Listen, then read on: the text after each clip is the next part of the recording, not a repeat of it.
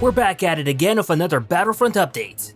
June is now behind us and we're in the first week of July. And it's safe to say that the entire June update was overall a success and shows that DICE are still capable of bringing new and returning players back to the game.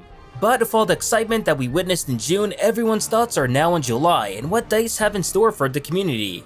In this video, we'll be covering exactly everything there is to come for July in Battlefront 2, as well answering why we're getting what we're getting, amongst many other in-game topics. And before we get into any of that, but a quick reminder, as if you do like these type of videos, then do remember to give it a like to show your support for not only this update series, but also the content within it. With that out of the way, let's get into it. Starting off, the June update has given the game, I'd say, a lot more life, and the introduction of Druidicas has really made a splash in the gaming world. A lot more people are now jumping back into the game just to try them alone, and when they do, it's fair to say they may stay a little longer thanks to the other great game content DICE has provided this year alone. And while all the new and returning players are likely to be satisfied plenty of all of that, it's not surprising that the players that have remained of the game this entire time have already started asking questions on what's to come next. For example, what new content is coming for July, and will it introduce anything significant to the game like June did with the Druidicas amongst many other new additions? And well, that part is going to remain largely subjective, let's just say that. As for what we're getting in July, some may see it as significant, while others, not so much to put it lightly. But the important thing is that we are still getting content in July, which is what matters most, even if it may not be as large as what we got in June was. But okay, what are we getting in July exactly, you ask? Well, for starters, we aren't getting anything, at least if we don't work for it. Unlike I'd say normal game updates like June, which provided content for the most part for free, like Druidicas or Saber Tanks, this time around DICE is going to have us unlock the new content in order to play it. And how they'll have us do this is through community quests. Basically, DICE will be issuing special Clone Wars only community quests throughout the entire month, which will see us unlock new animated victory poses and voiceover lines for heroes. But it should be mentioned that these animated victory poses and voiceover lines will only be available for Clone Wars heroes only. So unfortunately, if you were expecting to get new victory poses or voiceover lines for Darth Vader or Rey, for example, then you're out of luck. Pretty much this entire summer is dedicated to Clone Wars content only. DICE started things that way with June, and it looks like they intend to keep it that way at least until the fall when they release Felucia as the new Capital Supremacy map. But going back to my original point, yeah, the new animated victory poses and voiceover lines for Clone Wars heroes is the only new content that DICE are adding for July. As I said before, it may not seem like a lot to some, but I'm sure there are also folks out there who are thrilled with the idea of unlocking new content for the likes of Anakin, Obi-Wan, Dooku, and so on. Now granted, I can only get so much excited for this stuff because it's not really content for me, but for other people. And that's okay, I don't want to downplay it too much because there are people who actually care about this stuff. Kind of like how for August, the PvE stuff that is coming that I'm really excited for, but I'm sure there are a lot of people out there that also don't really care about it in the slightest. Which again, it's okay.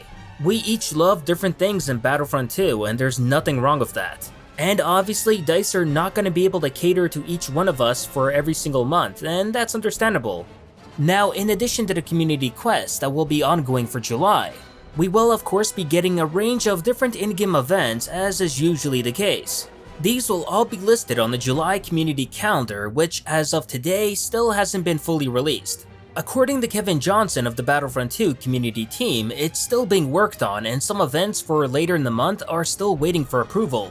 But don't fret, even though the community calendar isn't officially released yet, but the first in-game event for July was actually live today. Because if you logged on to Battlefront 2 today, then you were able to take part in Double XP Wednesday. And if not, then don't worry, as according to Johnson, Double XP Wednesday will be active every Wednesday throughout July, and actually every other month after that until further notice. So for everyone looking to level up, then yeah, playing on Wednesdays is going to soon become basically the prime choice here. Now, as for those people still disappointed about the offerings for July, the reason for this is pretty simple. And that is basically everyone at DICE is going on vacation for July. And if they were to release anything large, then that would keep them working until the update was live near the end of the month.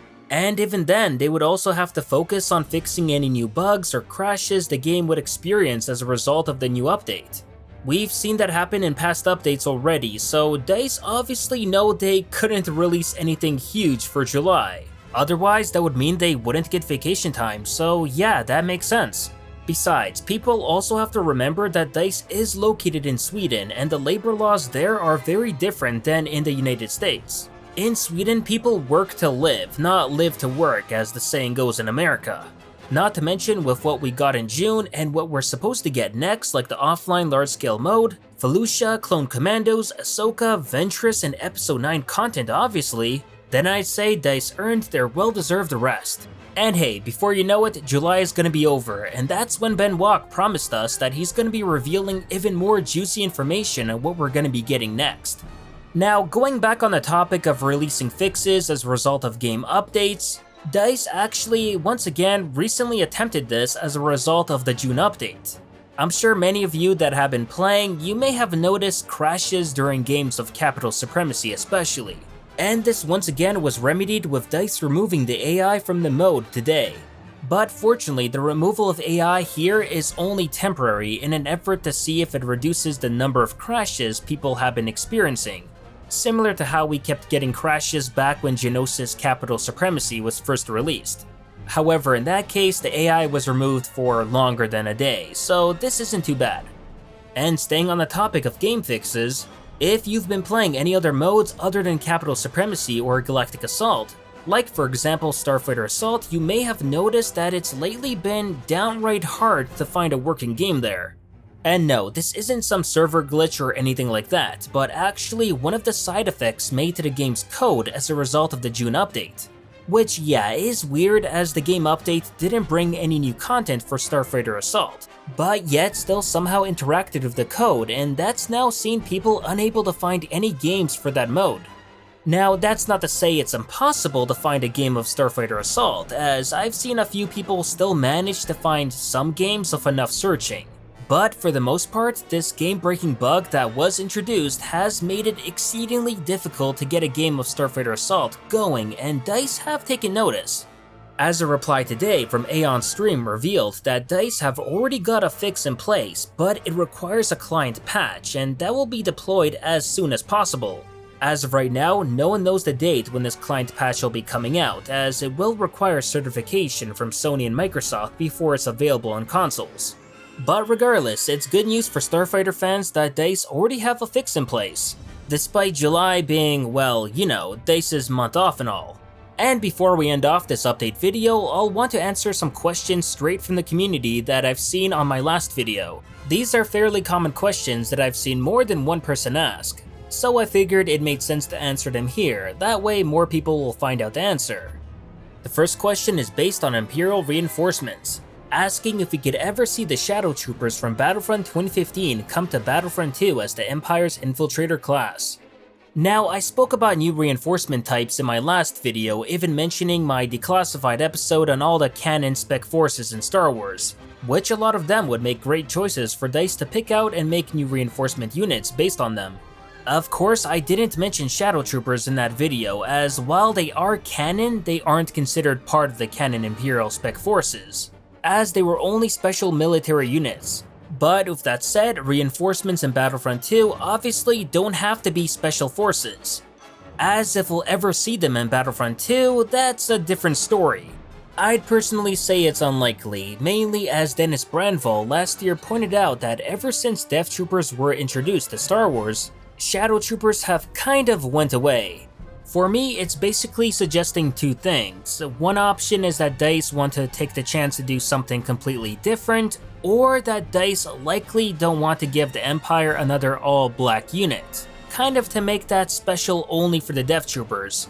Of course, that isn't a good sign, as that would mean that we won't get to see Storm Commandos or Purge Troopers ever becoming an Imperial reinforcement then. But at the same time, the Empire has so many cool units to choose from that DICE can get away with avoiding the all-black units. The second question is about Private Hero Showdown matches and whether that was ever actually a thing. I can see a lot of new players coming to Battlefront 2 and they may have heard about this, but don't quite understand it, since there obviously isn't any online private match mode in the game. But that's not to say there never wasn't meant to be one, as DICE intended on introducing 2v2 private hero showdown games back last September with the introduction of the squad system. They even went as far as making this official and putting it in a community transmission, even telling players how to do it in the game. Of course, when people did try this when the update came out, nothing happened. We also never got an official response from DICE on why this was the case, and they instead attempted to sweep this under the rug as if nothing had ever happened. Some months later, Dennis Branville admitted that DICE did experience some technical issues with the private hero showdown mode, which sadly prevented it from ever becoming a reality. But as we all know now, they never did get around to fixing that problem, and that's why Private Hero Showdown mode has basically become the Battlefront 2 myth that it is known today. But that'll do it for this Battlefront update. As always, if you enjoyed this video, please like it, share it, and subscribe to the channel to not only support it, but keep up with Star Wars news, gaming, and canon lore released every week. And consider following me on Twitter and Facebook to never miss out on the latest Star Wars related content. Thanks for watching, and may the Force be with you.